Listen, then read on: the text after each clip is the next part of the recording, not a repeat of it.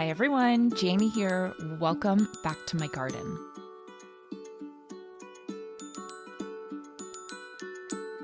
As we come to the end of the year, it feels like the perfect moment to pause, look back, and reflect on everything this past gardening season held. In today's video, I'd love to take you with me as we look back on my 2025 gardening season. I garden in Northern California, Zone 9B, and since we moved into this property in late 2023, this has really been our second full year gardening here.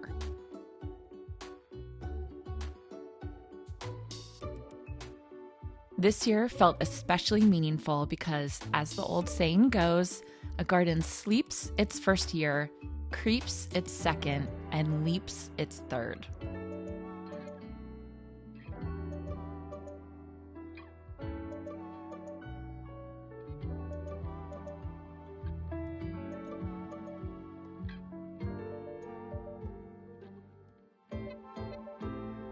In 2025, we saw the garden not only creeping to life, but in certain moments beginning to leap. We poured a lot of time and energy into the front garden, especially the center island, and the transformation made such a beautiful difference. So let's take a look back and see where it all began, starting in January.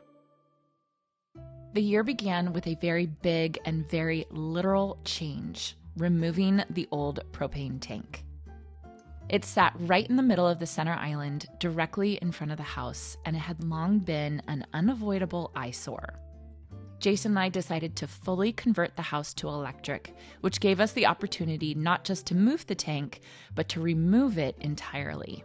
I can honestly say we haven't missed using the natural gas at all, and gaining that open space changed everything. With the tank gone, work on the center island could finally begin.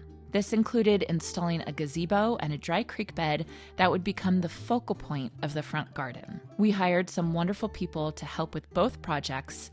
The dry creek bed came together over a day or two with the help of heavy equipment I absolutely loved getting to drive myself, while the gazebo took a bit longer, requiring patience and trust in the process.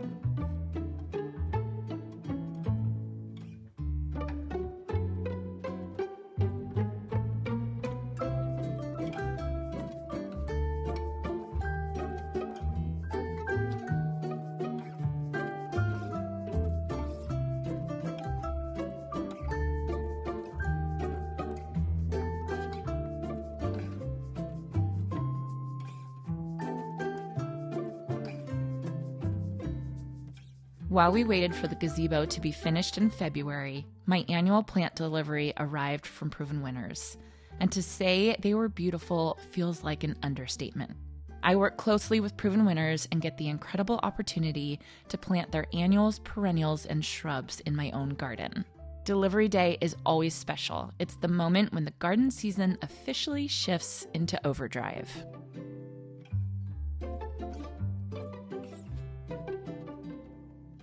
In February, I also began work on my secret garden on the north side of the house. I wanted this space to feel more formal and intentional, so I added some structure with beautiful topiaries and thuyas, laying down the bones of what this garden this year would become. By the end of February, the gazebo deck was complete, and we were simply waiting for the structure itself to be installed. The weather had improved enough that I could finally begin planting some of my Proven Winners annuals in the ground, including one of my favorites from the year, Raspberry Superbena.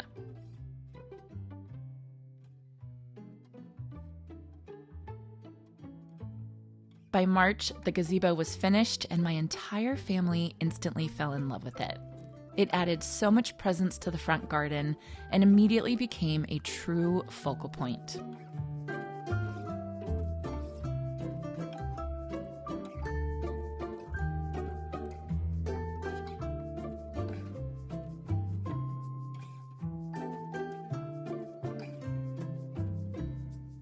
Around this time, my parents came to visit and my dad helped me plant hanging baskets for the front of the house. Even freshly planted, they were already full of promise. March is truly the planting month here in Northern California. With my last frost date at the end of February, March is when everything goes into motion. I installed a moon garden in the back near the greenhouse, limiting my usually crazy, vibrant color palette to just whites and greens. The result was soft, luminous, and quietly beautiful. My friend Nick also visited in March and helped me plant up the front zigzag planter. It's always fascinating to see a planting in its infancy, especially when you know how quickly it will transform. We planted stratosphere pink Gara, tiara pink supertunias, and a sweet potato vine as the spiller. Annual planting pretty much wrapped up in March, with color added around the gazebo. In this area, I chose a purple palette including Supertunia Royal Velvet, Superbina Stormburst, and Diamond Frost Euphorbia, just to name a few. These added a whimsical, romantic feel to the space and perfectly complemented the romantic nature of the gazebo.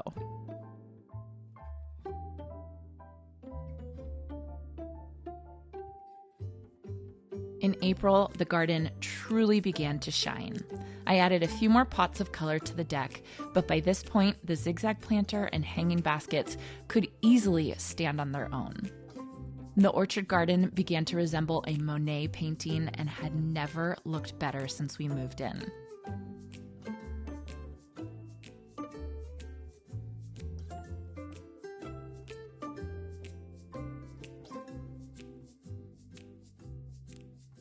I added some branching sunflowers to bring in that sense of summer, and they fit seamlessly into the space.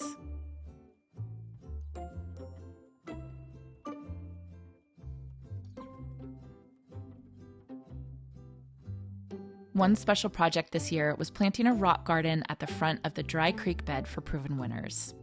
I planted some lantana, callillophus, sedum, and structural mangave with the hope that this garden would fill in and be photographed for the annual Proven Winners Gardener's Idea Book. Spoiler alert, it did get photographed and it is in the book. I'm so excited to say.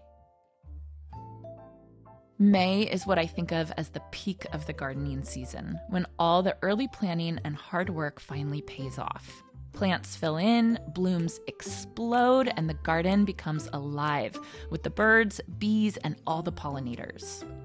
My May garden tour video is always one of my most favorite videos to film because it's the moment when the garden feels most complete and I feel the most proud.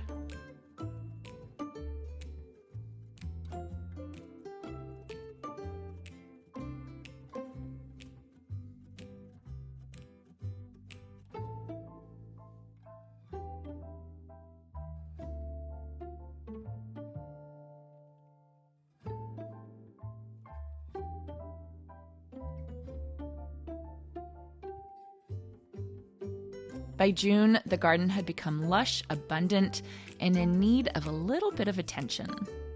This is when I really start focusing on cutting back, pruning, and deadheading to keep everything looking its best through the rest of the season. One of my goals for 2026 is to be more consistent with maintenance like this. It's amazing how much brighter the blooms look when the garden is kept tidy. June was also when I sowed my California native no-mow meadow in the center island.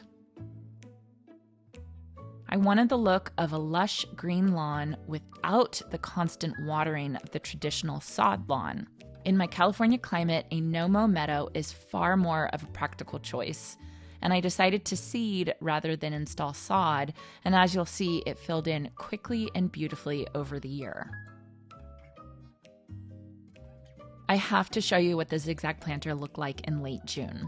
This planter went through distinct phases throughout the season. First, the Gara had taken center stage back in April and May. Then the Supertunias took over, creating an incredible mass of pink that seemed to set the tone for summer. In the mornings, especially at sunrise, it would cast a rosy glow inside the house, and it was absolutely magical. The center island was filling in as well. In a new garden, I always like to start with annuals and then evaluate where more structure or form is needed with shrubs and more perennials. I didn't hold back on color here, and by June, it had become a joyful mix of nearly every color of the rainbow.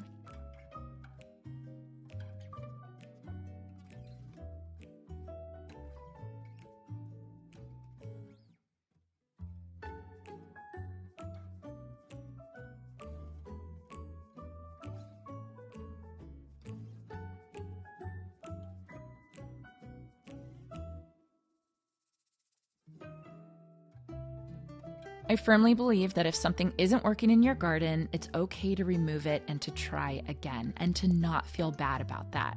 There were a few areas by this point in the season where I wanted to rethink and try again, and that included the raised bed near the willow tree in the front of the garden and the space beneath the star jasmine espalier back by the house. Under the espalier, I removed the previous plantings and replaced them with Platinum Beauty Lamandra. The moment it went into the ground, it felt right.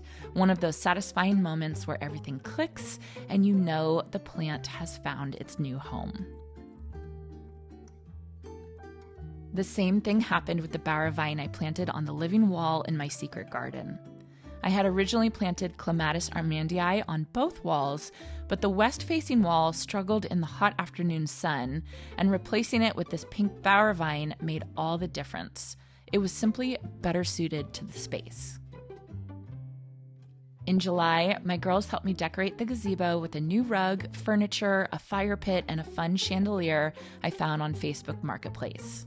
We spent so many summer evenings out here, sitting by the fire, surrounded by the garden, and enjoying those long, warm summer nights. July was also when I decided to fully clear out the raised beds near the willow tree. Some of the plants were remnants from the previous homeowners. Other were bearded iris I had planted when we first moved in. I transplanted the iris, composted what had finished its life cycle, and enjoyed the freedom of the clean slate, ready to imagine something new and something better.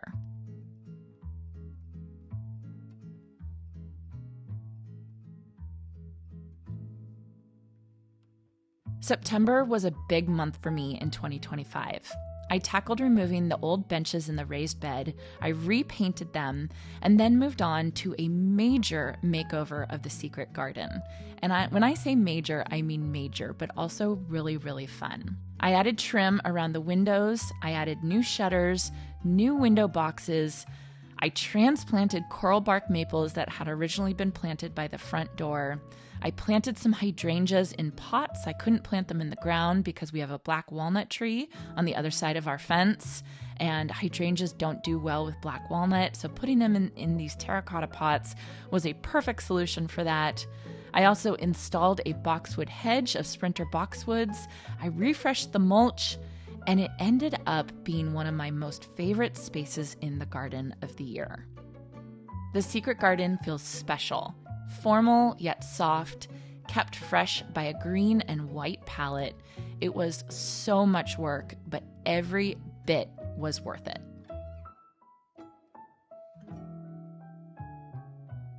In October, I started paying attention to desire paths, and I realized I was naturally walking through this part of the orchard garden to get from the driveway to the pathway. Instead of fighting it, I decided to embrace it. We extended the pathway over into the driveway, added an arbor, and planted Eden climbing roses. While it's still in its early stages, I can already imagine how beautiful this space will become with winding paths, climbing roses, and a sea of blooms below. And by the way, without me stepping over my plants. By November, the zigzag planter had reached its final phase of the year. The sweet potato vine had taken over, and the pink blooms slowly gave way to green. It almost felt like the garden gently signaling the transition into winter, color softening and energy slowing. For the final month of 2025, I wanted to complete one last major project, the front porch makeover. Inspired by these beautiful Haddestone planters, I updated the space with trim, fresh paint over the tired concrete floor, and planted the planters up with elegant junipers, which I couldn't resist decorating for the holiday season. And finally, the rock border along the driveway was installed. While the driveway itself is still a future project, adding a cobble rock border softened the edge of the garden and made a surprisingly big impact with relatively simple change. 12 months in the garden, so much growth, so much change, both in the garden and through the seasons. This time of year reminds me why I love gardening so much. Following the rhythm of the seasons, reflecting on what worked, learning from what didn't, and allowing space to dream about what comes next. Looking back gives me confidence in what we've accomplished, and looking ahead fills me with excitement for 2026. I hope you'll join me in the year ahead for more garden transformations and inspiration. This garden is one of my most favorite places in the world, and sharing it with all of you means more than I can say. Please consider subscribing, share your own reflections in the comments. I hope you all have a wonderful new year, and as always, I hope you have a chance to get in your garden today.